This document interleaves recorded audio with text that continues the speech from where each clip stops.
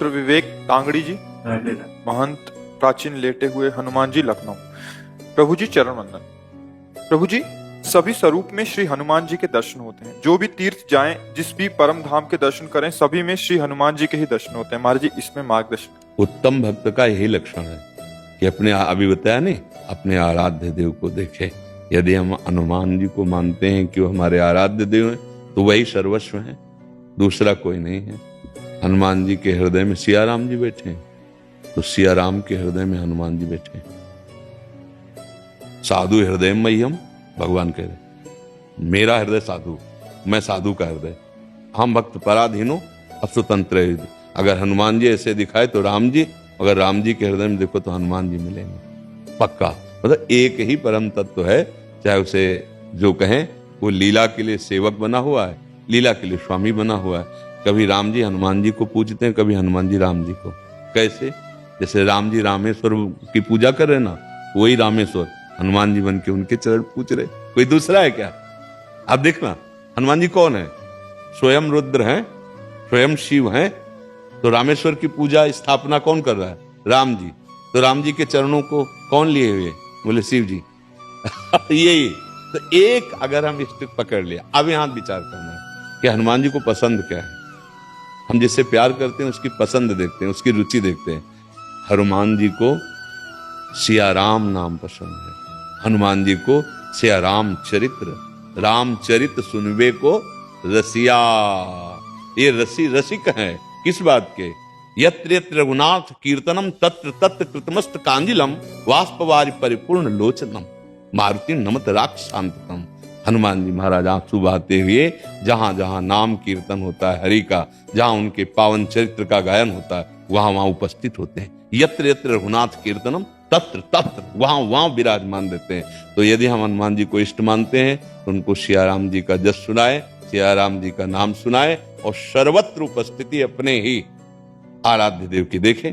किसी भी रूप, जैसे रामकृष्ण परमहंस जी ने कृष्ण का दर्शन काली जी में ही किया।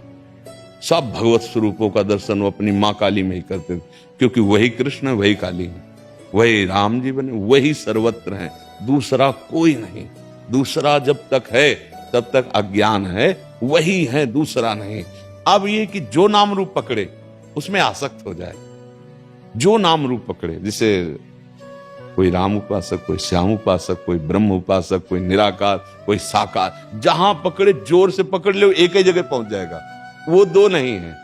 जैसे किसी भी घाट में ना आइए आप, यमुना जी तो वही हैं, घाटों के नाम अलग अलग हैं कि आज हमने जुगल घाट नहाया, आज हमने विश्राम घाट, आज केसी घाट, ऐसे घाट कहे जा सकते हैं, लेकिन यमुना जी अवगाहन उन्हीं का हो रहा है। ऐसे तत्व एक है, नाम कुछ भी दे दो। लीला में विविध लीलाएं, विविध नाम, विविध रूप धारण किए हुए हमारे प्रभु विराजमान। ऐसे अनन्य भाव से रहिए। ये तो बहुत परम मंगलमय है कि अपने आराध्य देव के अनन्य हो जाए।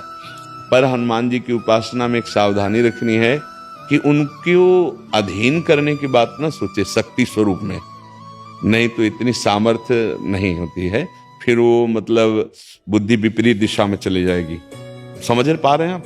हनुमान जी को अपने आराध्य देव के रूप में देखा जाए, हनुमान जी को उनसे शक्ति ग्रहण करने की बात, शक्ति की सिद्धियों की बात, फिर दूसरा कुछ हो जाएगा, फिर वो मार्ग प्रेम वाला नहीं रहेगा। नहीं तो हनुमान जी की आराधना का फल सीधा आएगा, राम रसायन तुम्हारे पासा।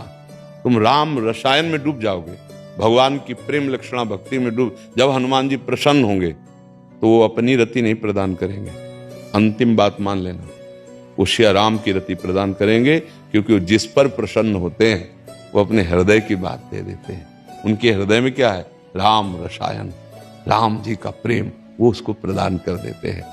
और राम जी जिस पर कृपा करते हैं उसे हनुमान जी के चरणों में निश्चित प्रेम हो जाता है, क्योंकि भक्त की कृपा से ही भगवान के प्रेम को प्राप्त किया जाता है, और भगवान की कृपा से भक्तों का संग होता है। बिनु सत्संग विवेक न होय, राम कृपा बिन सुलभ न सोई। अब मोय भा भरोसा हनुमंता, बिनु हरि कृपा मिले नहीं संता। जब हनुमान जी मिले तो विभीषण जी को क्या दिखाई दिया? राम जी की कृपा। राम जी की कृपा जब होगी तो हनुमान जी के चरणों में प्रेम होगा, और हनुमान जी की जब कृपा होगी तो रामलीला का विस्तार हृदय में हो जाएगा। राम रसायन का प्रादुर्भाव हृदय में हो जाएगा। अनन्य रहो, अपने स्वामी के अनन्य रहो, वो सारा सुख विलास प्रकट कर देंगे।